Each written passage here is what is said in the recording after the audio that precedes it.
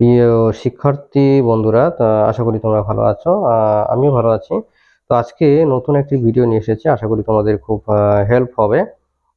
আমি মনে করি এইরকম ভিডিও যদি তোমরা দেখো তাহলে তোমাদের স্কুল, স্পোকেন ইংলিশ, গ্রামার, এমনকি কম্পিটিটিভ পরীক্ষায়ও হেল্প হবে। তো কথা না বাড়িয়ে শুরু করছি আজকের ভিডিও।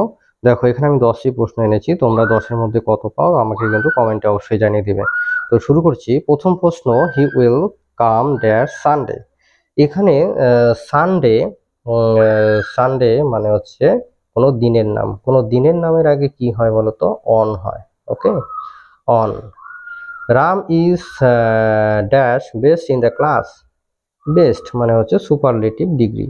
তো ডিগ্রি নিয়ে আমরা ডিটেলস পরে আলোচনা করব।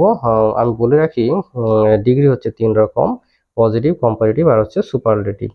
হ্যাঁ, যেমন হচ্ছে গুড, বেটার আর হচ্ছে বেস্ট। Good, better, best. তাই এখানে দেখো, এখানে বেস্ট আছে। বেস্ট, হুম। তো বেস্ট হচ্ছে সুপারলেটিভ ডিগ্রি। সুপারলেটিভ ডিগ্রি আগে দা বসে, সবসময় কি বসে? দা বসে, একটা মনে রাখতে হবে। তারপরে নেক্সট কি আছে? I dash go to school yesterday. এখানে আমরা দেখতে পাচ্ছি ইয়েস্টারডে মানে গতকাল, মানে হ্যাঁ পাস্ট, মানে অতীত। অতীত হলে কিন্তু পাস্ট ইনডিফিনিট, অর্থাৎ এখানে গো ভার্বের পাস্ট ফর্ম বসাতে হবে, অর্থাৎ হয়ে যাবে ওয়েন্ট। এরপরে দেখো, হি ড্যাশ ইট অথবা ইটস রাইস। এটা আসলে এখানে বলতে যাচ্ছে সে ভাত খায়। প্রেজেন্ট ইনডিফিনিট টেন্স, কর্তা থার্ড পারসন সিঙ্গুলার হলে ভার্বের শেষে এস বা ইয়েস হয়।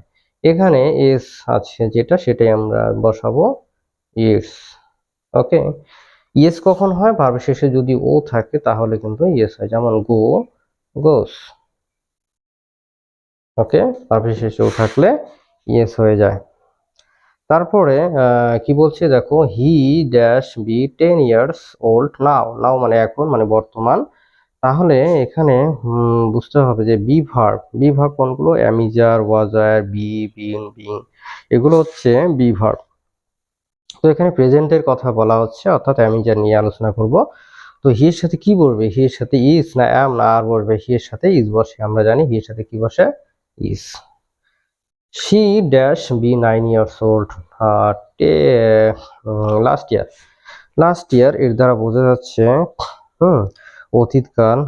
অতীতকাল অর্থাৎ পাস্ট টেন্স। তাহলে পাস্ট টেন্সে বি ভার্বের পাস্ট কি হয়? ওয়াজ হয়। তো সি এর সাথে কি বসে বলতো? সি এর সাথে ওয়াজ বসে।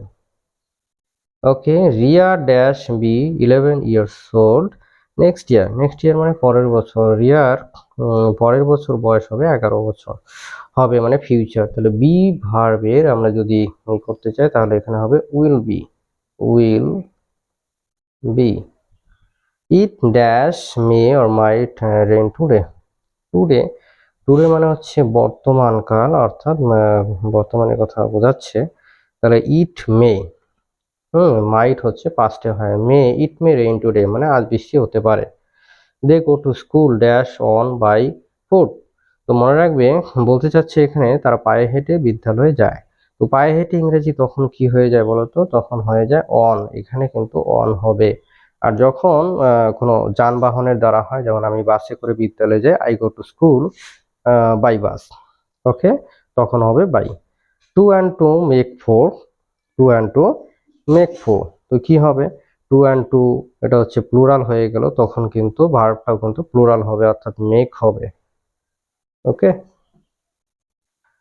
আশা করি ভিডিওটি ভালো লেগেছে। আর যদি ভালো লাগে তাহলে ভিডিওটি লাইক, কমেন্ট, শেয়ার করে দিও।